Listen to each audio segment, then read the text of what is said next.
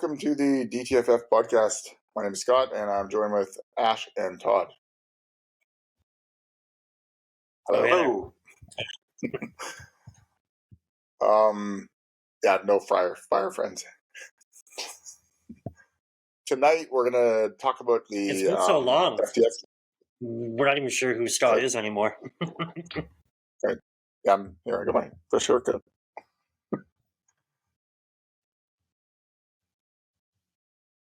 Anyways, tonight we're going to talk about the FTX that you guys were just part of last week. This last weekend. I was away, but it's an FTX for the entire South Okanagan, what we call the Regional Task Force for wildfire. So, Ash, I think you were the one that kind of planned, in conjunction with other people, you kind of took lead on planning this. So you might as well start. Yeah, so like Scott said, we've got a regional task force that is semi in line with BC Wildfire Services. Basically, most departments in our region, it's ever expanding. Most of the departments in our region are part of a regional task force, and at the start of the season, you say, "Hey, I've got an engine or a brush truck or a water tender." Times 1, 2, basically whatever you have that you think that you could basically send out at a moment's notice in our valley. So this isn't quite the same as what we register for a drawdown for BC Wildfire. This is just for basically our valley.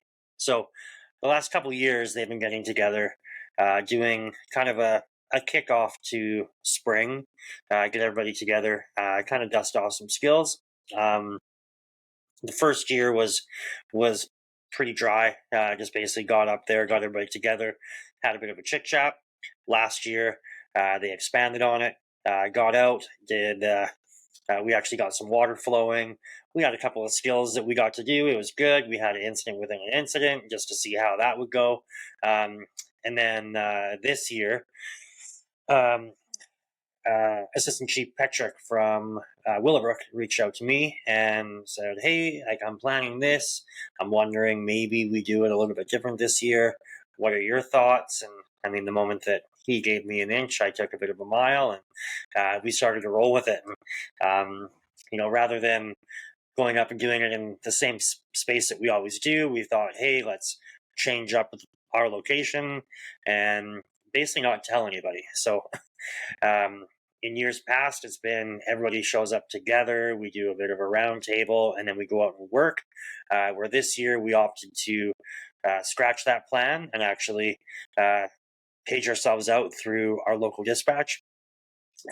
We gave a staging area, and at the same time of the dispatch, we actually already had our local department here out working. So we treated it like a live event. And what we ended up coming up with, myself and Chief Petrick, we thought, hey, let's start along the lower corridor of our valley.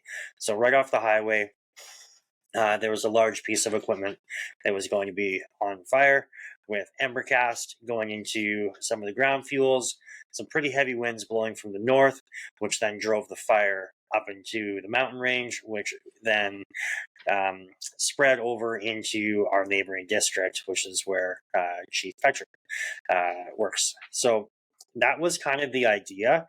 We kind of threw around a few other options and a few other things. We went and spoke to all the residents. But that's basically what it was. And I think we had seven departments that were involved. BCEHS, a representative from BC Wildfire Services, basically just to come and be a part of it, come and observe it. And RCMP, Search and Rescue. Todd was actually there representing BCEHS, which was cool. So we kind of got to hang out for the first half of the sim, but prior to you needing to be involved. So that was the overall gist of it. we could definitely go into a little bit more about it, obviously. But yeah, that was the idea. We're going to start a fire low in the valley. The fire is going to spread. We're going to request this task force. This task force is dispatched through our local dispatching agency. Chief Bob, that's local here. He ended up being our staging officer. So as apparatus got into town, he was then able to check them in, give them the update, and then task them out. And we kind of played it real time. And some of the closest agency was here within maybe 15 minutes. The furthest one away was 45.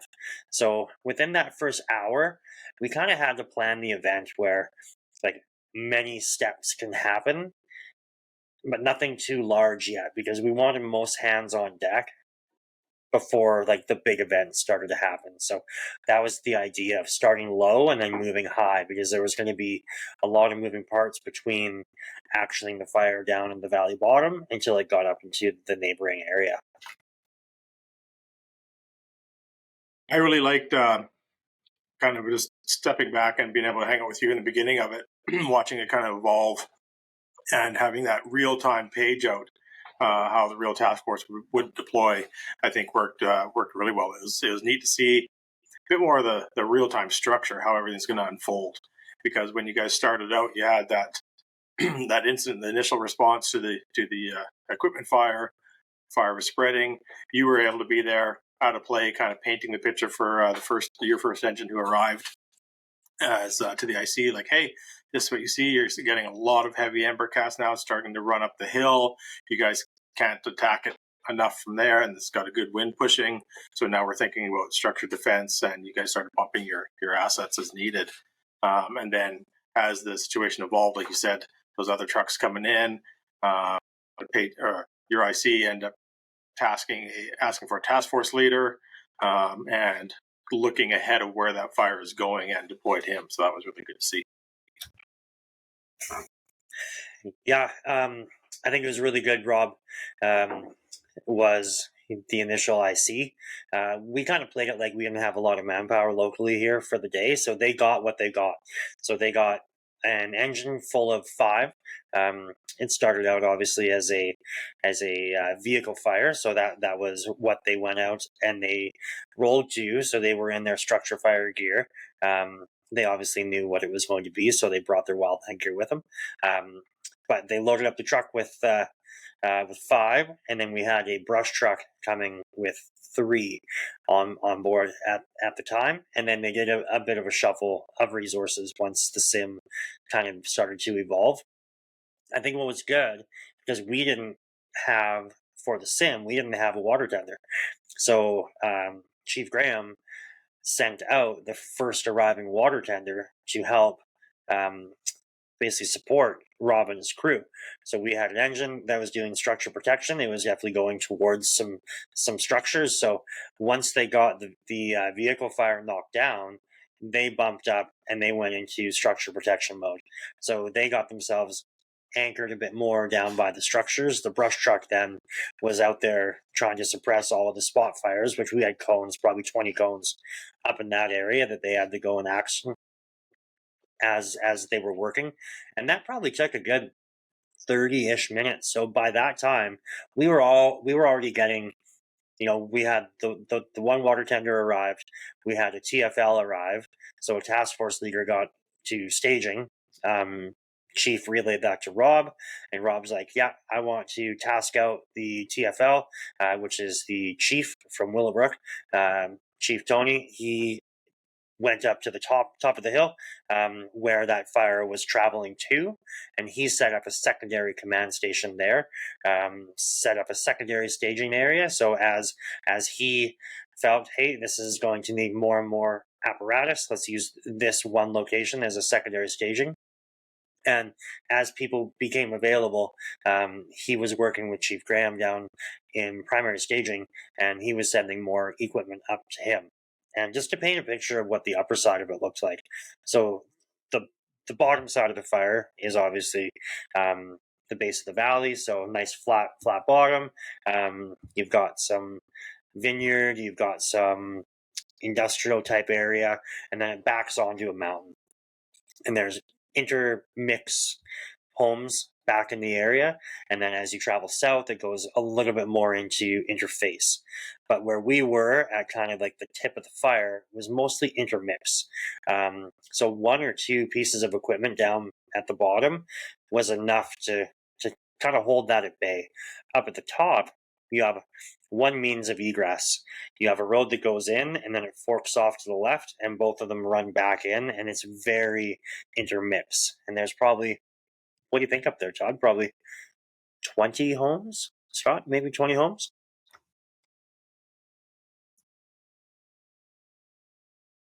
Yeah, I think you're right. I think it's probably sitting around 20, and hard access too. Like the one road, the way it went in, dead ends, right? So you got to think about your escape routes and stuff. And then they had the good anchor point of the other main road where the secondary staging was located, but still a good number of homes scattered along down that way as well. So yeah, definitely a lot of homes to be concerned about for how much apparatus you're having sent and the time frame when it arrives. Yeah, so this is an area that's been hit by wildfire before too. yeah, I mean, we definitely picked it because it's a realistic area that has been impacted with wildfire, and all of the ground fuels, all of the ladder fuels, like everything out there is ready to burn again. I mean, there's been some really good mitigation that's been happening within their little community as well, but I mean, you can do all the work that you can do, but when the conditions are right, everything around the structures is still potentially going to burn. So hopefully it never comes back through the area, but training there, knowing that it is a high probability area that we could see some activity. That was really, really good. I think one of the few things, there was many things, but a few of the things that really that kind of really stood out to me, that Chief Tony did, getting search and rescue tasked out early. We kind of painted the picture of the direction of the fire. So one of the roads was not going to be accessible for search and rescue. You would have to have fire suppression to go up that one fork of the road. It wasn't heavily coming that way yet, but that's where it was going to be traveling to, where the other side, the other fork of the road, was a major concern, but they still had time. So tasking SAR to go and do the tactical evacs, usually you have time to do an evacuation notice, and then you'll get a notice and alert. This was straight to tactical evacs. Just the nature, I think they said it was like August the 18th, at whatever time of the day we were at crossover base. Like, it was everything that you don't want to have for a wildfire. So painting that picture of how aggressive the fire, I forget what Bo said the rate of speed was. I think Todd might still have that. Yeah, so the weather report, if I remember correctly, it was temperature of 25 to 28 degrees, northeastern wind, range from 30 gusting up to 70 in high timber, and with the RH of, I think it was low. I can't remember what the exact number was. It was extremely low. We were right in crossover, and yeah, it was basically the worst of the worst. The scenario was in August, so, and what we're projecting for the summer. Yeah, obviously it's obviously Todd's bedtime there. We just heard his phone pick up, but yeah, so with those weather conditions, going straight into the tactical evacs, they were working on basically the right flank of the fire, if you will. They were committing some engines for bump and run tactics, and a couple of brush trucks were going in to do tactical evacs of the homes and the residents on the left side, on the left fork there. And at that time, so we're probably an hour in now. Everybody is arriving on scene. All pieces of the puzzle are now in play. So Todd and I hop in our command truck, and we kind of beetle to the end of the road, and we go meet up with some of the homeowners at the very end of the road, and a super nice couple. They're like, "Oh, I'm super happy to have you guys here. Everything's great. What's going to happen next?" So I say, "Well, we're about to have what we call an incident within an incident. So somebody's about to get hurt, and they're going to have to come up with a plan to deliver their patient out to BCEHS, which is my man Todd here." And the lady's like, "Oh, that sounds like a lot of fun. Can I be the patient?" And like we all laugh, we're like, "Absolutely! If you want to be a patient, let's." Like usually we end up dropping one of our own, but hey, let's just say that we had a resident that was frantic from the wildfire that was approaching, and they had about a 3-ish meter drop from their upper lawn to their lower. So we just staged that she had a bit of a trip and fall. She was looking, ended up doing a trip and fall over 3 meters of height, which prompts a lot of extra precautionary steps for patient care.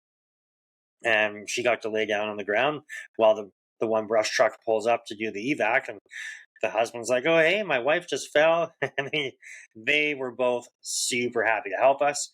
I'd say her acting skills were a tad better than the husband's. He's like, yeah, the wife's down there." But once the crew's down at the bottom, she's like, "Oh, it hurts so bad. It hurts so bad." Hey? That might be how he actually is going to act when his wife falls off the wall. Yeah. Yeah, my wife fell down.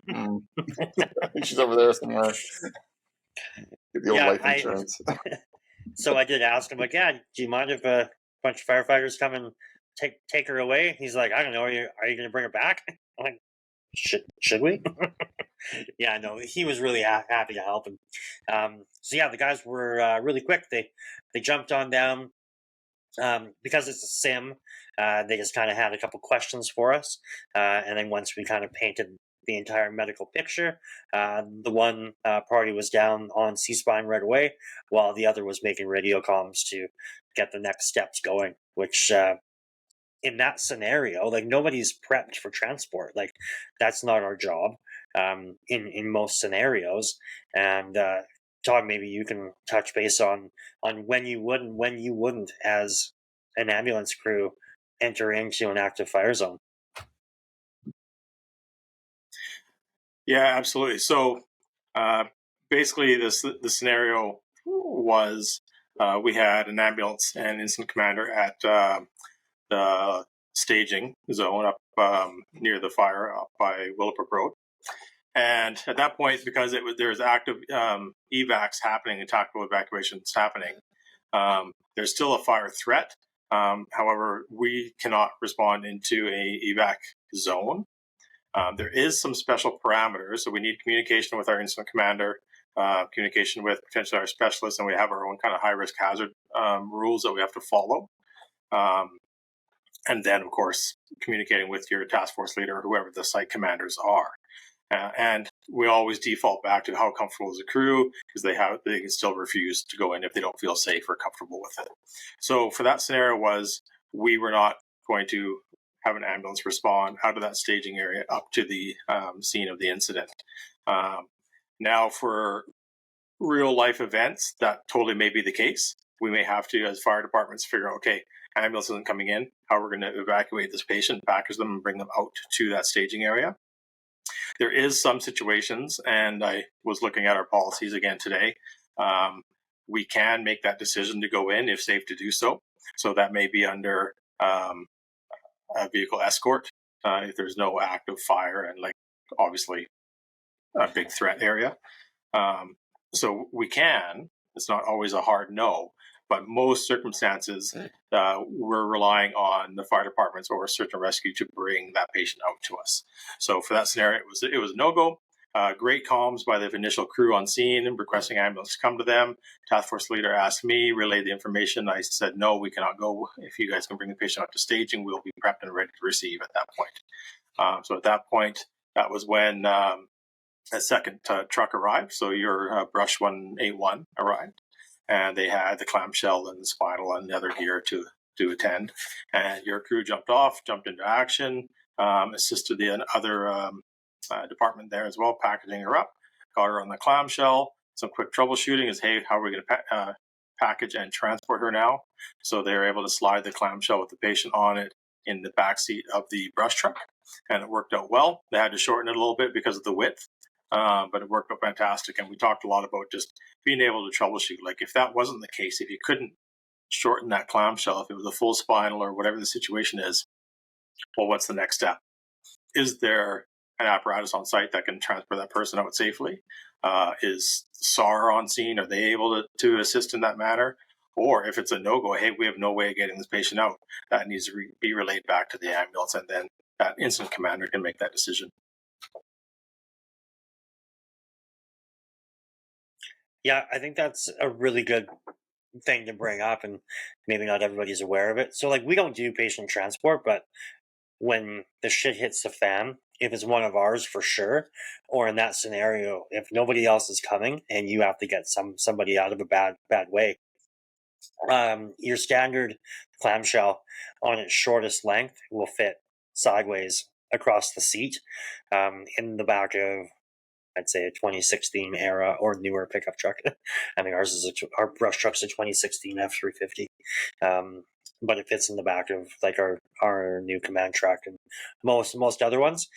What the guys ended up doing was taking some extra blankets and rolling them up just to help kind of keep that spine board or the clam level. One person can sit on the center console and mind the patient as they're driving out. Is it proper? Is it perfect? No, but you have to be able to adapt.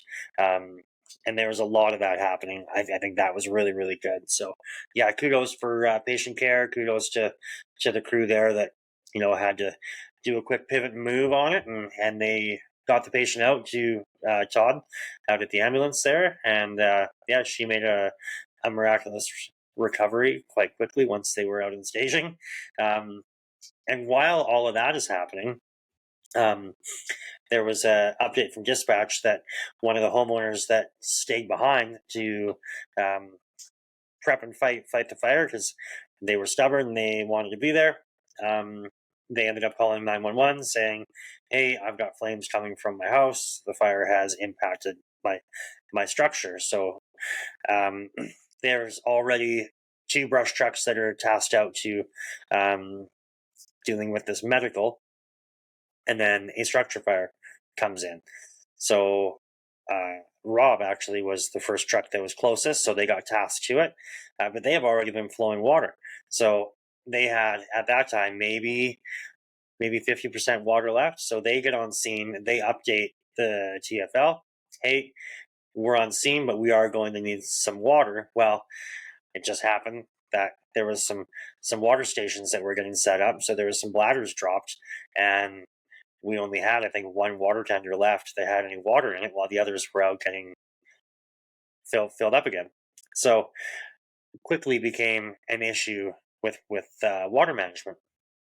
So knowing that they were low on water, they actually didn't battle the structure. They just took care of any amber transfers, which is really good. And for the record, a structure was actually a massive burn pile. So this area is in the rural area of town, and we are allowed to have outdoor burning of your non-dimensional lumbers, your tree prunings, things of that nature. So it's all natural woods, which there was a resident up there. He's actually a member of the neighboring department, and he was waiting to burn.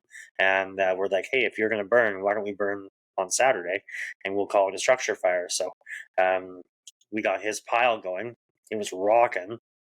It was actually getting up into the trees a bit because the wind shifted. So Rob actually had to do true exposure protection. So they treated that like they would, if a structure is over 25%, and you're obviously not going to go inside. They shifted with their minimum of water that they had, and they went to exposure protection, and they made sure that the surrounding trees were not getting impinged with flame, and they ended up doing a really awesome job there. So I think 2 engines got dispatched to that location, and then simultaneously there was another structure that got hit as well. So there was another burn pile that got lit up to simulate a structure fire as well. So the remaining engine and a brush truck was tasked over to that. And yeah, I mean, at that point, basically everybody was in play. There was water being shuttled everywhere.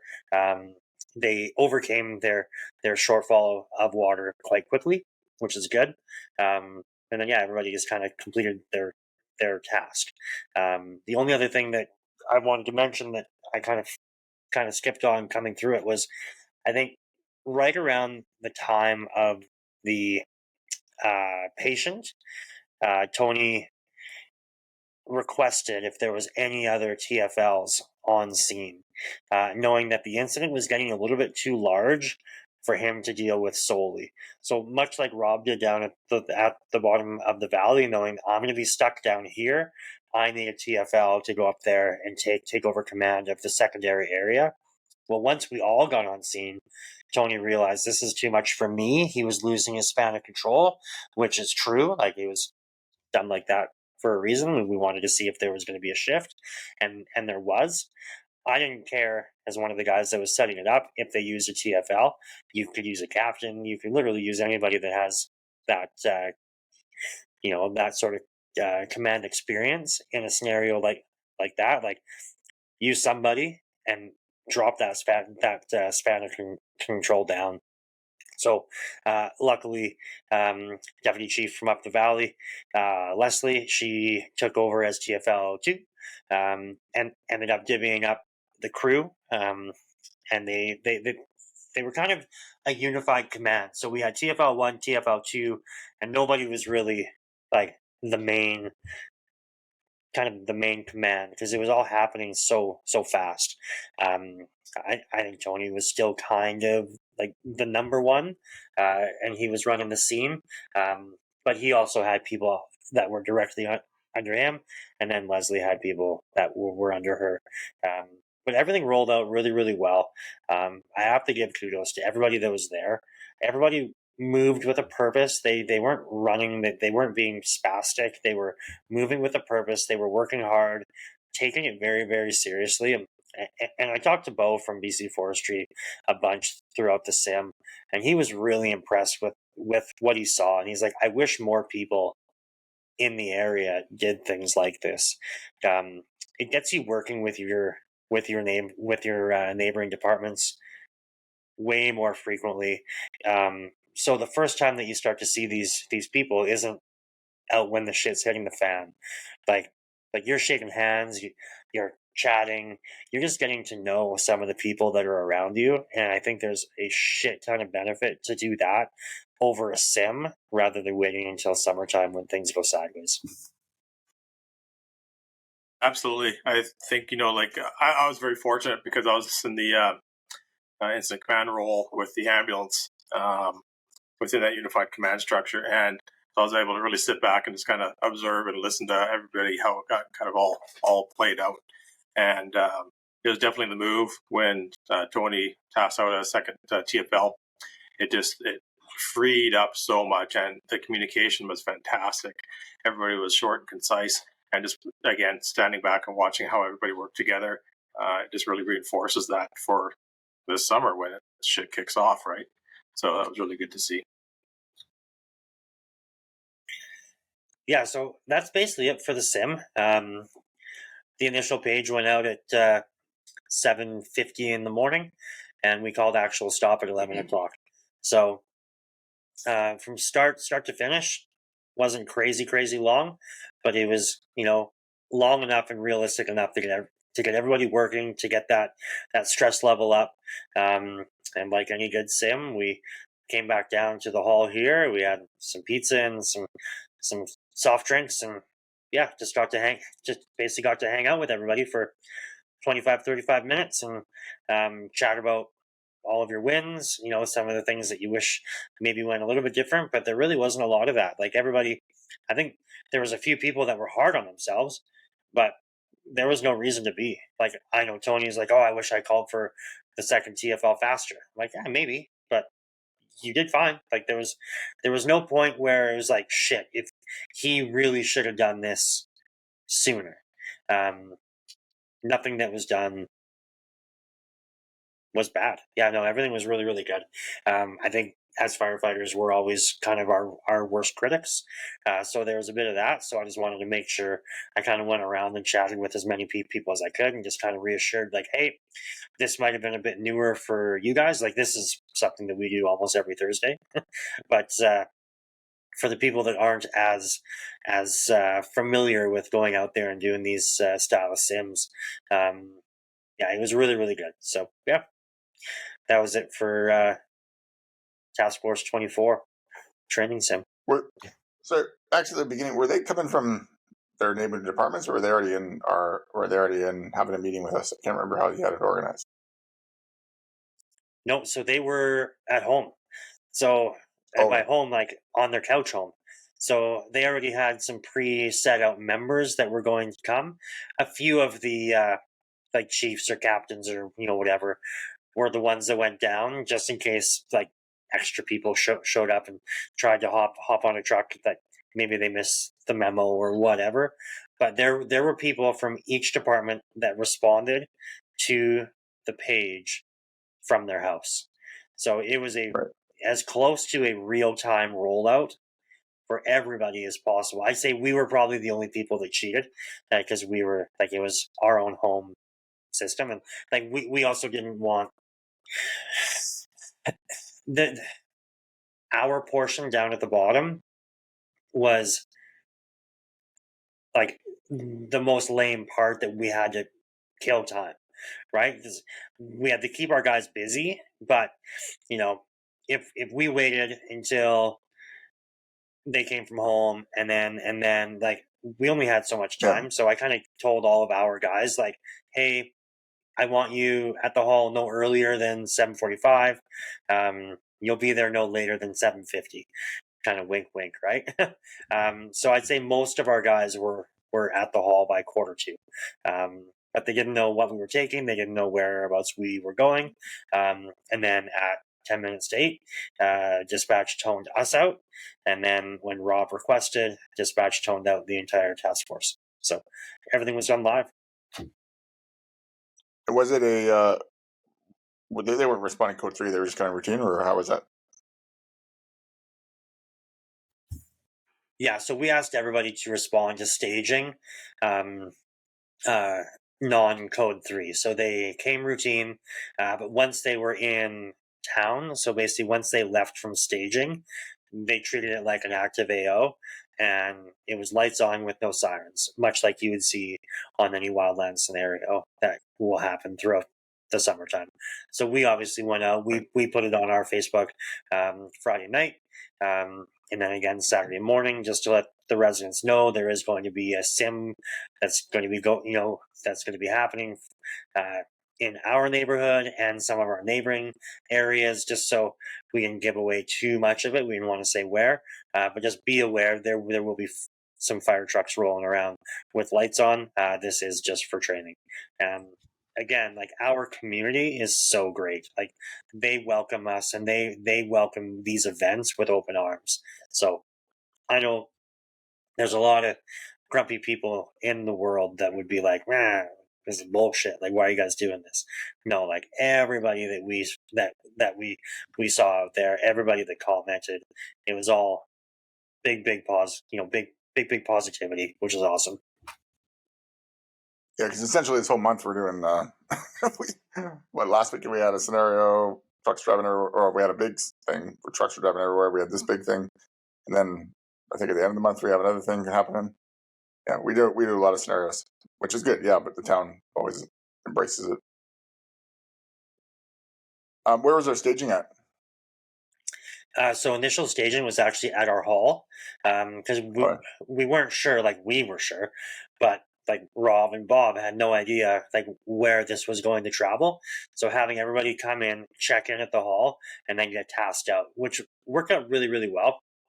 The first driving apparatus was a water tender, so they got tasked out to the original scene. Everybody else that arrived got tasked up the mountain to secondary staging, and for realism, like so everybody could see what was going on. We ended up kind of running off everything in the valley, and then we moved. Like even Bob moved up to secondary staging. So once everybody has come, he then bumped up and took over as staging officer at the secondary location as well. Because again, the first arriving unit rolled in and got tasked out to be staging. So they were already out of the play while more apparatus was coming. So once everybody checked in, Bob could bump up, take over staging there, and then put everybody else back in play. So that was good. And then I just just want back to to the water thing for a minute. Oh, sorry. go I was ahead. going to mention back to the water thing for a minute.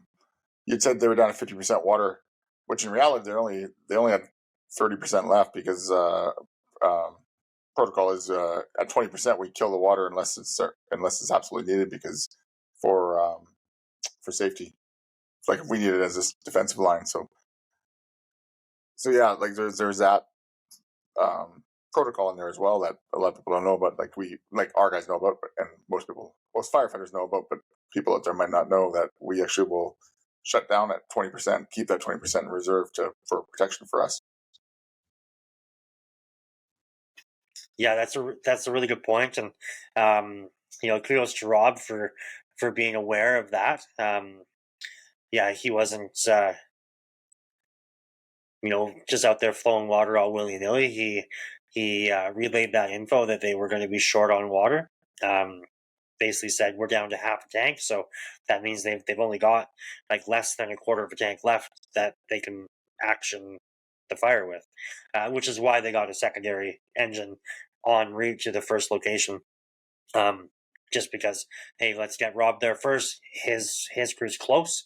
They can start actioning some of the exposures, and then when the second engine got there, they started to action the fire, which bought time for the water supply to come back in and bump Rob back up. So yeah, awesome comms. I know Todd mentioned it once already, but like we always joke that comms are a shit show, and comms are a shit show. But with that many moving parts, and we operated everything on one channel. So rather than divvying up, like Task Force 1 goes on this channel, Task Force 2 on this channel, everything stayed on the one channel. Just because not everybody has everybody's channel. So we are operating under the few local channels that we all share. So rather than divvying up, everybody just kept it simple, and comms stayed really clear, which is good. There was no like talking over people, walking on somebody. Everybody kept nice and patient, kept all of their comms short and simple, very very clear. So again, big kudos to that, because comms are always a fuck show. So I just wanted to add. I just want to touch base on some of the kind of the roles and responsibilities of the ambulance for this scenario as well. So typically for wildfire response, generally the ambulance doesn't get sent for a standby. In the initial phases of an event, yes, we will. But then usually forestry's kind of self-sufficient. They have their own medics and first aid trucks. So that's when usually we start separating. However, because this was an incident that started within your fire protection district, we were called to support you guys. So that's how we arrived. And I just want to paint the picture for if anybody's out there does both roles as well that isn't aware. Like if you're just the two paramedics rolling in that truck, you are now incident command. You are part of that unified command process until if it's going to be a prolonged incident, then maybe an IC or a unit chief will get dispatched up to that to take over that responsibility. So I've been IC with the ambulance for a couple of wildfires in our area now. And so for this one, it's very key to get that information of, okay, how many personnel do you have? What's our road closures? Do we have road closures? Is there evacuation zones? Is there evacuation alerts? And what's it looking like? What's the projected next step? Like, is there going to be, and what areas of concern do you have? Because we need to relay that information up the chain to our dispatch and our supervisors and our DOC to say, hey, Highway 97 is going to be shut down. Well, that's a major artery for the ambulance service for daily operations. Is this going to be coming into the community? Do we have care homes that now need to be evacuated? Do we have hospitals that need to be evacuated? That's a huge ambulance response. So we need that key information sent up the chain very quickly. So by establishing those communications with that incident commander or that TFL as part of that unified command is very important. And a lot of crews don't remember that. They just think, well, I'm just there as an ambulance on standby for the fire department. But no, it's you have that initial step that you have to do and report that back up the chain of command for our service. And then ideally, if you can stay on comm somehow with them, we have multiple channels on our ambulance radios as well, just to monitor what's going on. So if you hear if there's an IWI or incident with an incident, you can already be prepping for that. And then if you're knowing that you're going to be now tasked with a patient, hey, dispatch, we've been notified of a patient coming our way. Start another ambulance up for that standby. So we don't want to deplete those resources as well. So just keep that in the back of your mind if you're ever thrown into that crew. And also for any other fire captains or TFLs, it's important. Sometimes the ambulance service are kind of the black sheep of that crowd, right? Because we're not the sexy fire apparatus that's showing up. But it's important to pass that information off of, hey, this is where these evac zones are going. This is what my concerns are. And these are the highways that are going to be impacted. And then we can start responding appropriately. So just keep that in mind.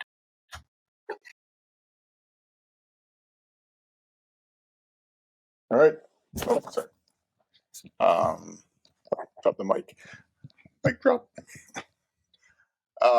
Any more on that? Nope, I don't think so. Sweet. Yeah, so a lot of planning went ahead on that. Good work on everyone's part, and yeah, like you said, Ash, we should be doing we do lots of those, but everybody should be doing lots of those. It's really the only way to test your skills, other than live, is to do lots of those FTXs, many as you can. Like you said, we try to do ours monthly, whether it's wildfire or structure fire or whatever. But yeah, I'd like to see more people doing that. Modus. Ash. Yeah, Modus, Claim to Fame is going to be their snagger tool. They got a ton of other stuff. They're working on a lot of their passive entry gear right now. They got some through the lock tools that they're playing with as well, which is really, really cool. They've got a lot of textiles and like bag kits that you can build your own. You can buy as a kit. So yeah, the steel snagger tool, force entry wedges, passive entry gear. Check them out on their social media. And if you like what you see, use discount code DTFF5. And if you're a listener and you're going to Spring Seminar 2024, we have a goodie bag from Modus that we will be handing out to people that step up and do awesome work. So any listeners, if you make mention of that, you don't suck, you might get some free Modus. Sweet. Absolutely. Stop the bleed. So 3 major methods of massive hemorrhage control: direct pressure, wound packing, and tourniquet application. Make sure you have a good tourniquet. This forestry sim, last one. I didn't see a whole lot of tourniquets out there on guys. The last engine boss course that we're at, there was a good number of tourniquets hanging off the guy's chest rig, so that was really good to see. So make sure you have them, man, especially in these wildfire scenarios and events. Like when we're out there doing those bushfires, make sure you got a good tourniquet on you and it's accessible. So yeah, go to stopthebleed.org or .ca. You'll find or .com. You'll find all the training information you need, and practice. Throw these scenarios into your fire practices and make them realistic and fun. Nice. Ash Wolf Tree Coffee. Yeah, Wolf Tree Coffee out of Oliver, British Columbia. We've been sipping back on the initial attack blend here tonight. Yeah, awesome group of people. We teamed up with them back in last May for our seminar. Came up with a blend and named it the initial attack blend. They have a ton of other flavors as well. But with the initial attack blend, the Wolf Tree DTFF collab, $2 from every pound sold is donated to the Honor House Society. For Honor House on a Ranch, they look after first responders in their time of need if they're down for surgery, or the Honor Ranch if you're recovery or PTSD or whatever else. Amazing group. So both amazing peoples. But yeah, Wolf Tree Coffee, check them out online. I know they are shipping, so if you want to get a taste of what they got, they can ship some out to you as well. Nice. Todd, Tanner Olson Band. Tanner Olson Band, country music out of West Coast Canada and now in Nashville. I guess mostly Nashville now. So check them out. They're an awesome band. We've had them up. We've worked with them lots. We've had them up here. They played for the spring seminar last year, which was fantastic. And Scott, unless you have any other information on anything new that they're doing, they're making firm on new songs. So just search them up, man. Have a listen. Nice. And lastly, you can check us out on Facebook, on I was going to say Spotify. Well, we are on Spotify, I guess. You can check us out on anywhere you get your podcasts. Instagram, TikTok, not X, not LinkedIn, but all the other places you can find us. Yeah, give us a like and a follow and 5 stars and whatever.